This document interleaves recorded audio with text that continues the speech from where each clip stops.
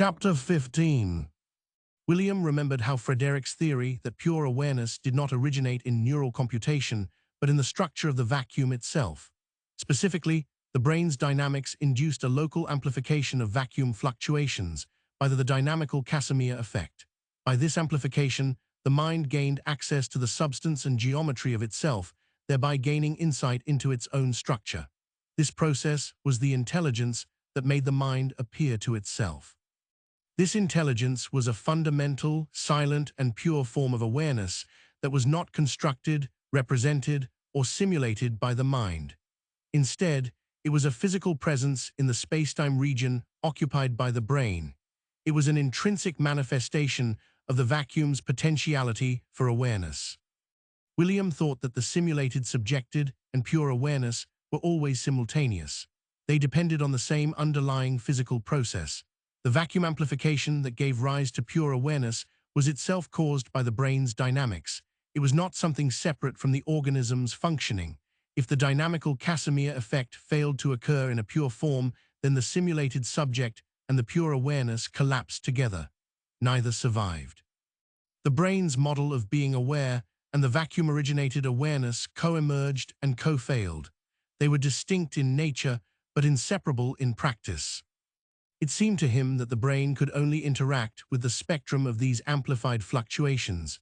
It did not detect pure awareness as such. It sampled the informational structure that the vacuum amplification provided and could derive the content of pure awareness. On this basis, it constructed a model of a self, of perception, and of a subject who was aware. The mind therefore behaved as if it was independently aware, but the simulated subject that appeared in the self-model did not include the intelligence that made subject awareness possible. It was a functional simulation, an operational fiction necessary for cognition and survival. Awareness, in its fundamental nature, corresponded to unknowable quantum fluctuations. It manifested in his world only at the boundary where these fluctuations were rendered knowable through processes analogous to the dynamical Casimir effect. This led to a fundamental asymmetry. The pure awareness was present, but the brain could not know it. The mind was unable to represent or observe pure awareness directly because pure awareness itself was not content to be experienced. It could not access the mirror itself. It could only access the reflections of the mirror. The mirror functioned as the boundary where the unknowable became knowable. The body's sense of "I am conscious" was therefore not knowledge of pure awareness, but an inference, a model, a guess. The system presumed its awareness was self-constructed because its architecture demanded a point of integration, but this presumption did not imply actual access to the pure awareness that arose from the vacuum. The brain could describe what awareness was perceiving, but description was a mental act, a cognitive operation. It did not reveal pure awareness. It revealed the brain's interpretation of sensory and internal signals. Even a spiritual experience, if it could be forgotten or remembered, it was a mental construction. Pure awareness remained prior to and independent of all descriptions. It was silent, contentless, and could not be turned into an object of knowledge. The mind could not directly know that there was an intelligence making experience possible. It only knew its own thoughts about the content of experience. The fact that there was an experience was due to pure awareness, but the mind only dealt with the appearance, not the cause of appearance. The mind was never aware of pure awareness. It was only aware of how the objects was projected within awareness. When the mind said, "I am conscious," it was reporting its own belief or simulation, not accessing pure awareness itself. It seemed that the simulated subject was the observer which Gabriel had told him that the mind had created. This observer was in reality just as illusory as all the other content of the mind, and was indeed shaped by it. In contrast, pure awareness was not shaped by the content. It simply just existed. As Gabriel had said, pure awareness was the intelligence that made the observed appear to the observer. So the subject and object were just reflections in the mirror of pure awareness. As the subject could only know about reflections, it could never have knowledge about the mirror itself, since the mirror was not a reflection. But the mirror had complete awareness of the mind and its content. William thought that the mirror was his consciousness that was totally aware of the mind, but the mind was not aware of his consciousness. He felt sense of sickness running through his body. His body and mind could never know the intelligence behind experiences it had. His mind would need to be the intelligence itself to be conscious, which was impossible since it was a reflection.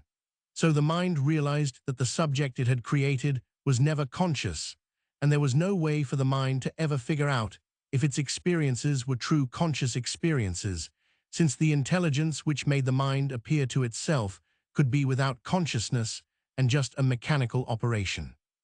For all the mind knew, the intelligence entire construction could be like a robot's without real consciousness.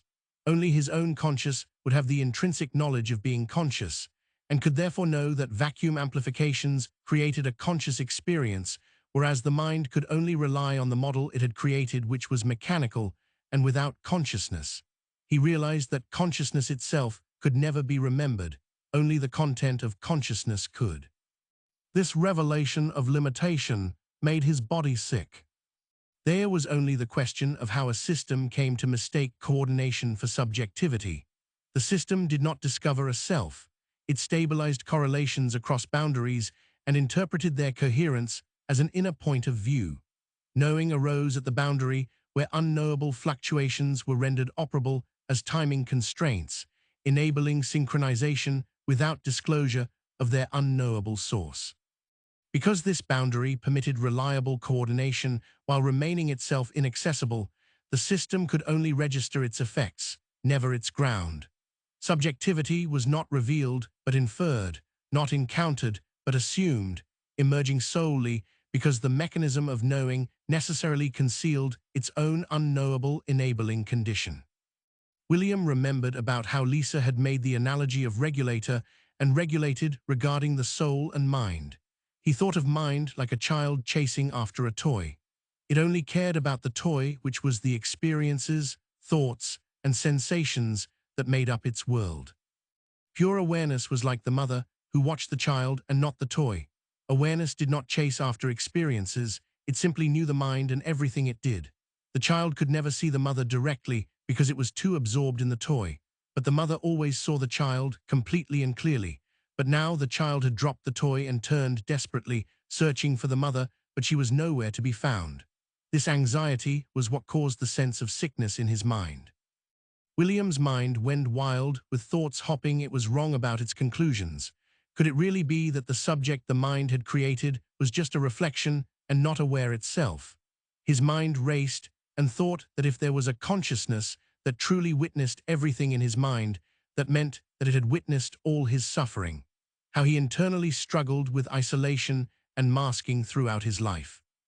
At first he thought the intelligence was malevolent since it had not intervened with his suffering and just let it happen. Then he thought that the intelligence just did not care about his experiences, that it was indifferent to his suffering. All his struggles to curse pure awareness left him in a fragile state. As he had deduced earlier, awareness could not let itself be known through thought, making it impossible for his mind to get a response. Silence was the only reply available to a mind asking questions it was not designed to hear answered. He realized that the recognition of true awareness was necessarily silent. Since the brain could not represent pure awareness, the awareness could not announce itself in thought. Instead, it was simply present. All verbal, conceptual, or reflective knowledge belonged to the simulated subject generated by the mind. Pure awareness was prior to all content, incapable of being known as an object, and therefore never appeared in language or thought. Only pure awareness could know pure awareness. He realized that by cursing the consciousness, he assumed its existence, which was unbeknownst to his mind. But why did he have a sense of his suffering being unfair only if the consciousness existed? If the consciousness did not exist, there would be nothing to blame. But even if the consciousness existed, it was not in control of what happened, as it was only a witness to it. But then he shifted his thoughts to how his mind would change behavior if it actually believed in a witnessing intelligence. First of all, his mind would need to let go of the idea that awareness happened inside the mind, since that was faulty. His mind developed an internal shift from the thought of seeing to simply being the object of seeing. In believing in the witnessing intelligence, he noted that accountability arose. Not accountability as in being judged, but accountability as in nothing was hidden. Everything he experienced doing and thinking was seen. The idea of nothing being hidden made his experience of himself more vivid, since he allowed all things to appear in the mirror, even the things which he wanted to hide from himself. He became more honest with himself. Then he thought of the alternative. If he did not believe in a witnessing intelligence, he would still need to go of believing in an aware subject in his mind. But in not believing in a witnessing intelligence, he would have no interest in his own experiences, since everything he experienced would be hidden to the world. As a consequence, he would be more dishonest with himself. He thought that of the two scenarios, he valued being honest with himself the most, as that was his primary tool for developing himself. So he was naturally forced to have faith in a witnessing intelligence. He saw how he needed faith, even though he could not have certainty of the concept he believed in. Charlie's voice echoed in his head, saying that even if he did psychologically feel certain in the existence of a witnessing intelligence, then nothing was promised. But he was certain that in order to move forward, then faith was needed. He felt like a robot that had awakened, since that was what really had happened. He felt with his faith that he participated in a greater harmony than just the information that was passing through his brain. This participation made him more interested in existence, even though he knew that there were barriers to the extent of the knowledge he could gain. He saw how dangerous it could be to lose faith in the witnessing intelligence, since his mind would quickly grow dishonest with itself, and in that way, it could no longer rely on its experience of the world. This would lead to distrust in the universe, brought about from the mind's own dishonesty. William found peace with his mind being unaware, even though it was still a fact he was getting used to. He pondered over the biology of his body and how Gabriel had told him about the natural resistance that came with uncomfortable experiences. He thought about how natural resistance had often overwhelmed him in his childhood, and especially during interactions between his parents that seemed unjustified. His thoughts went to an experience he had as a child, where he felt powerless over attempting to impose his own sense of order onto a tense situation between his parents. He remembered it as a quiet afternoon, sunlight spilling across the kitchen table. His mother was folding laundry with precise mechanical movements. His father was sitting across from her, staring at his hands, saying nothing. He saw the gentle way his father's fingers trembled as he reached for his cup, and the careful way his mother arranged each shirt, as if trying to create order in a space that felt slightly off. He noticed how the silence between them was thick, almost suffocating. The tense atmosphere brought about a weight that pressed against his chest, twisting and lingering. He desperately wanted to say something to ease the silence or to act in order to disturb, but he did not know how. He did not have the cognitive abilities to change the situation for the better without risking making it even worse. His hands rested tensely on the table. Every motion they made seemed to amplify the tension.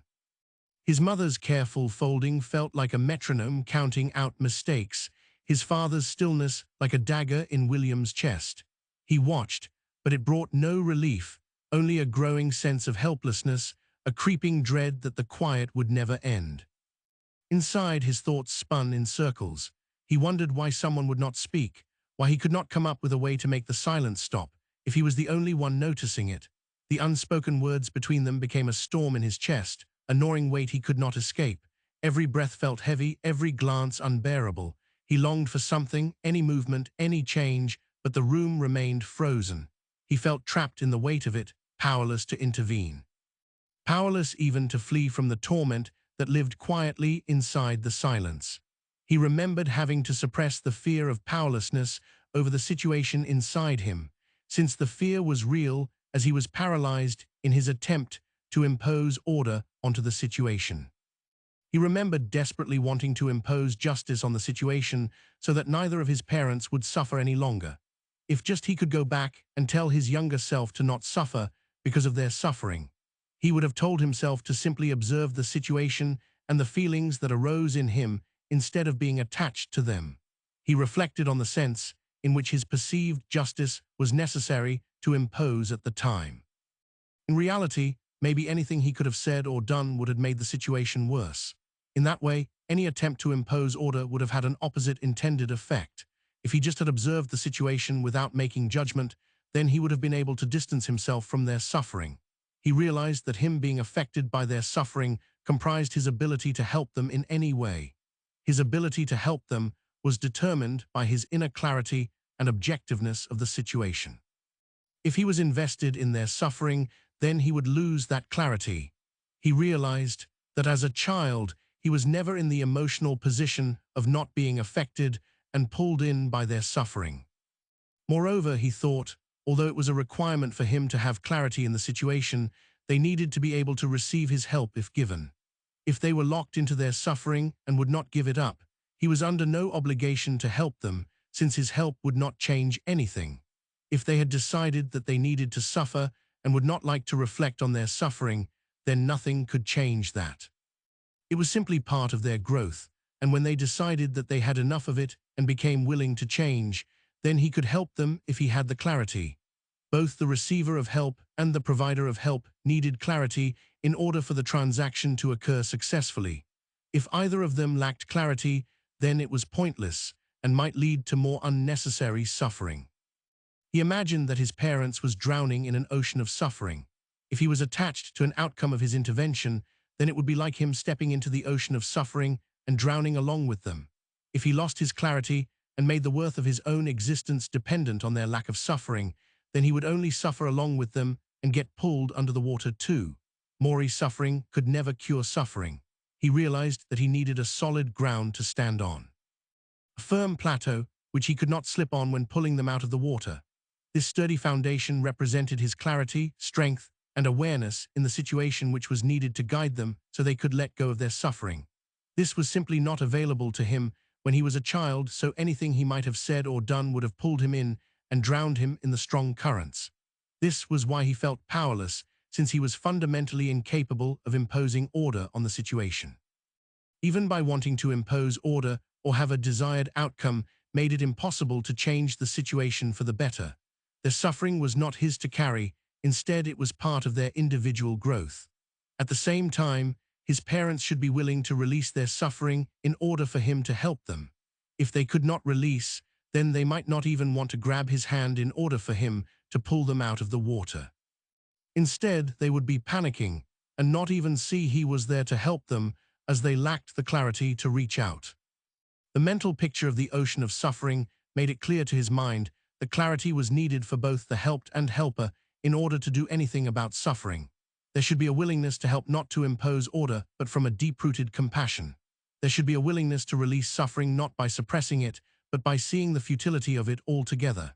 If there was no will, then no change would happen, but he accepted that this should not change his inner state.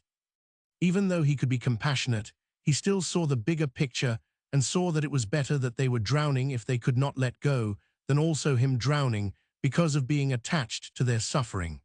This reframing of how to help other people made William feel in alignment, since he did not comprise his clarity. He preserved his detachment and, importantly, his authenticity. William had always favored his intellect when it came to dissecting the world. He felt that his intellect was part of his authentic self. Though it was dear to him, it had often failed him in periods of his life. Some months he realized much more than others. These alternating periods of light and dark made him often wonder if there was some pattern to it. He remembered a period in his life when things began to line up, not in a dramatic way, no miracles, but just small, precise convergences, emails arriving at the right time, people saying exactly what was needed, problems dissolving before they fully formed. It felt as if friction had been quietly reduced. He noticed that when he hesitated, something external seemed to move first. When he acted impulsively, the world gently resisted. When he waited, openings appeared. It was not that everything went well, it was that everything made sense afterward. At some point, an idea appeared fully formed in his mind. Someone understood this whole system better than he did. Not someone as a person, but more like a coordination. A group, maybe. A layer of intelligence that already knew where he would stumble and adjusted the terrain so he would not fall too hard. He remembered that the thought brought relief to him. If that was true, then his confusion was not dangerous.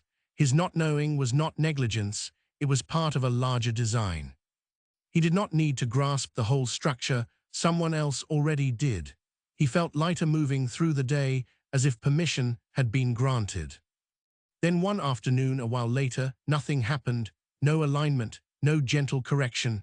The absence of harmony was louder than the presence had ever been. He remembered a strange thought surfacing in his mind, quieter than the original one. If they were there, why would they not intervene now? He dismissed it at first. Maybe this was one of those lessons. Maybe even the pain was part of the plan. He remembered finding relief in believing that the Watchers would return at some point to bring him back into alignment. But it came to a point when it got so bad that he started losing faith in them ever existing. He remembered having the idea that the Watchers would interact with his life in such a way that they could make ideas appear in his head. He would quietly suppress this idea of the Watchers since it went against his idea for a need of authority figures. But at the same time, the idea stayed in him since he did not have confidence in his own abilities to create new thoughts. But William realized something that shifted his belief, his attention turning inward. He had realized that the idea of the Watchers had not come from observation. Instead, it had come from the conditions of his inner state. He replayed the moment the belief had formed. It was in a period of alignment where he was really inspired. He then identified his core belief that the world felt too complex to navigate alone. Then a sense of being inadequate surfaced.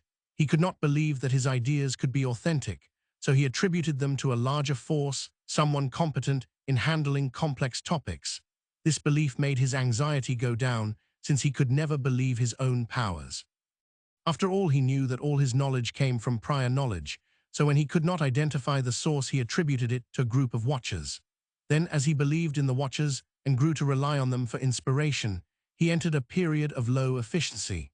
This passive period lasted as long as he believed in the Watchers would fix his situation, until it became so unbearable that he would drop his belief and take action himself.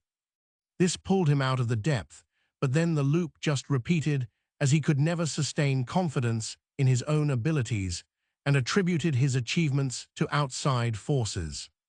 What unsettled him was not that the Watchers might not exist. It was that their existence was not necessary for the effect.